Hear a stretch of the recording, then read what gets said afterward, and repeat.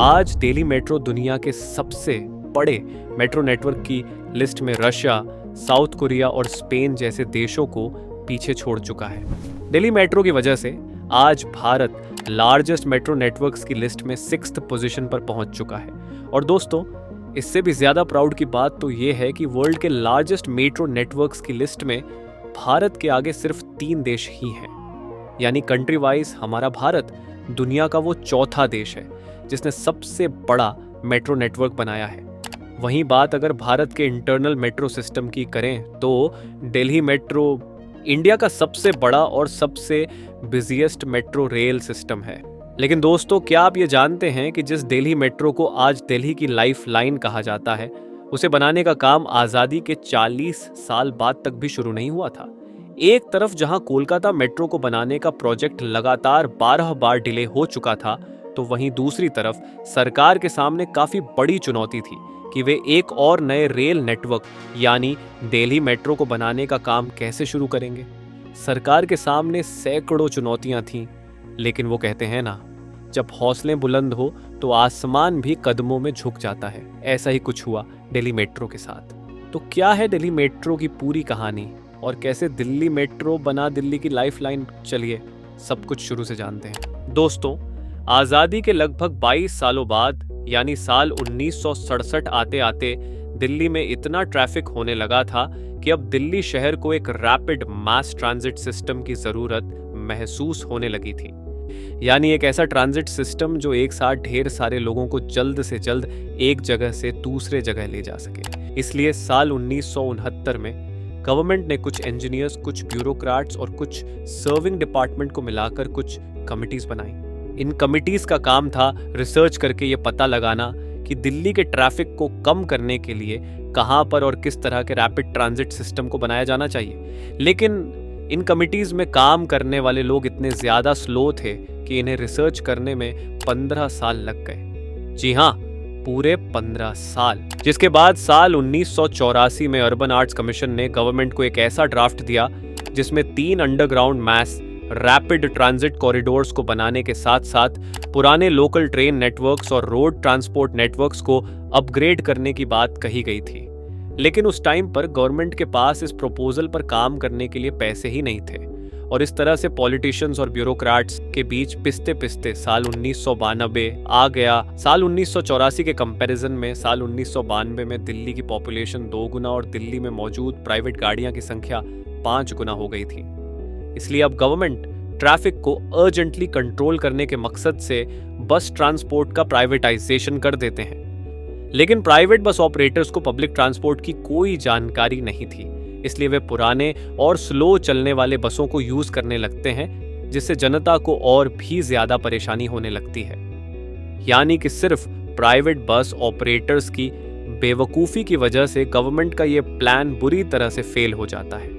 जिसके बाद ये आलम हो गया था कि अगर सेंट्रल गवर्नमेंट दिल्ली का ट्रैफिक कंट्रोल करने के लिए जल्द से जल्द कोई नया एक्शन नहीं लेती तो शायद गवर्नमेंट को जनता के गुस्से का शिकार होना पड़ता।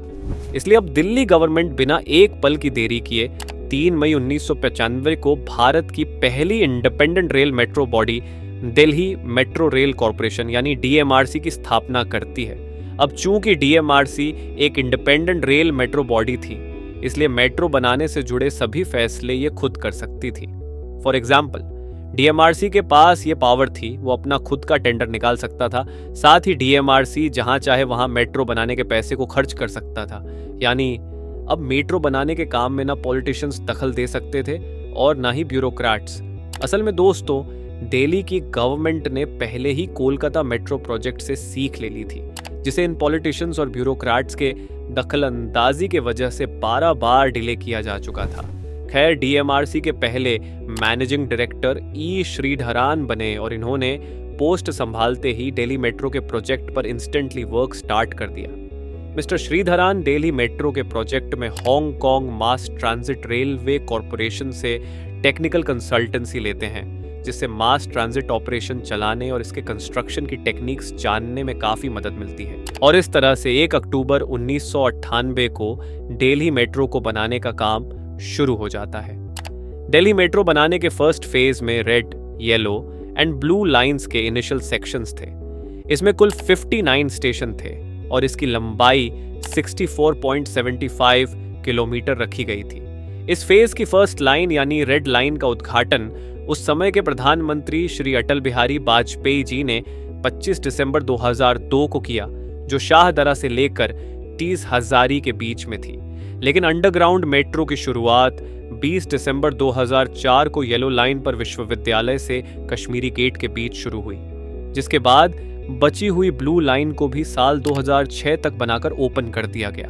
दोस्तों, दिल्ली मेट्रो को बनाने का प्लान कुछ ऐसा है कि जब भी कोई लाइन बनकर तैयार होने वाली होती है तो उसके कंप्लीट होने से पहले ही अगली लाइन को बनाने का काम शुरू कर दिया जाता है। इसके अलावा किसी भी एक लाइन को पूरा बनाने में दिल्ली मेट्रो 5 साल से ज्यादा का वक्त नहीं ले सकता है और इस तरह से साल दर साल दिल्ली मेट्रो नेटवर्क में नई नई लाइंस जुड़ती चली गई। ब्लू लाइन के बाद green line, violet line, orange line, pink line, magenta line और सबसे लेटेस्ट ग्रे लाइन के एक्सटेंशन के साथ 18 सितंबर 2021 को फेज 3 कंप्लीट कर दिया गया। साल 2021 में ही ग्रे लाइन के साथ फेज 3 मोस्टली कंप्लीट हो गया था, लेकिन चूंकि इसमें एक छोटा सा एयरपोर्ट लाइन के एक्सटेंशन का काम बचा था, जो कि 17 सितंबर 2023 को पूरा किया गया है।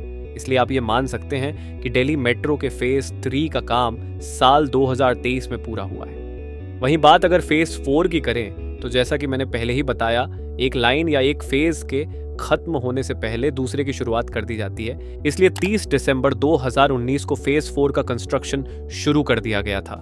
वहीं बात अगर प्रेजेंट टाइम की करें तो आज के टाइम में दिल्ली मेट्रो नेटवर्क में 10 कलर कोडेड लाइंस हैं, जिसमें टोटल 256 स्टेशंस हैं और इस तरह से दिल्ली मेट्रो की टोटल लेंथ 350.42 किलोमीटर्स है। दिल्ली मेट्रो हर दिन 4300 से ज्यादा बार चक्कर लगाती है और इस तरह ये दिल्ली और इसकी एडजॉइनिंग सैटेलाइट सिटीज जैसे कि गाजियाबाद, फरीदाबाद, गुरुग्राम, नोएडा और बहादुरगढ़ को सर्व करती है। आज 44 लाख से भी ज्यादा लोग दिल्ली मेट्रो से डेली ट्रैवल करते हैं। दोस्तों सोचिए, अगर आज दिल्ली मेट्रो नहीं होता तो इसमें से ना जाने कितने लाख लोग हर रोज टैक्सी से या अपनी प्राइवेट कार से ट्रैवल करते और एयर और नॉइज पोल्यूशन फैलाते। और अगर ऐसा होता तो जो लोग आज दिल्ली में रहते हुए दिल्ली के पोल्यूशन का मजाक उड़ाते हैं, उनके लंग्स तो कब का काम करना बंद कर चुके हैं। खैर, बात अगर दिल्ली मेट्रो की सक्सेस की जाए तो इसका पूरा क्रेडिट DMRC को जाता है। आजादी के 30 से 40 साल बाद भी मेट्रो बनाने को लेकर कोई काम शुरू नहीं हुआ था, लेकिन जैसे ही DMRC का गठन होता है वो सही प्लानिंग के साथ बिजली की तेजी से काम में लग जाती है और सारा का सारा काम ऑन टाइम कंप्लीट करती है। इवन DMRC ने दिल्ली मेट्रो के फर्स्ट फेज को निर्धारित समय से 2 साल 9 महीने पहले ही कंप्लीट कर लिया था, वो फिर फिक्स्ड बजट में, जिस वजह से DMRC का नाम अमेरिकन बिजनेस वीक में भी आया था। दोस्तों, DMRC की यही मेहनत है जो इसे the US green building council USGBC की तरफ से साल 2017 और साल 2020 में ग्रीन बिल्ड लीडरशिप अवार्ड दिया गया था। इसके साथ ही DMRC को 100 प्लैटिनम रेटेड मेट्रो स्टेशंस के बनाने के लिए इंडियन ग्रीन बिल्डिंग काउंसिल की तरफ से ग्रीन बिल्डिंग लीडरशिप अवार्ड दिया गया है। इसके अलावा आज के टाइम में भारत के दूसरे शहरों में जो भी मेट्रो प्रोजेक्ट होते हैं वो सभी के सभी DMRC के वर्किंग मॉडल पर तैयार किए जाते हैं, यानी इनमें भी पॉलिटिशियंस और ब्यूरोक्रेट्स की कोई दखल अंदाजी नहीं होती है और सारी पावर कंपनी के हाथ में होती है। तो दोस्तों, आज के लिए बस इतना ही। वीडियो में दी गई जानकारी अच्छी लगी हो और वीडियो पसंद आई हो तो वीडियो को लाइक ज़रूर करें। साथ ही अगर चैनल पर नए हैं तो सब्सक्राइब करना ना भूलें। धन्यवाद।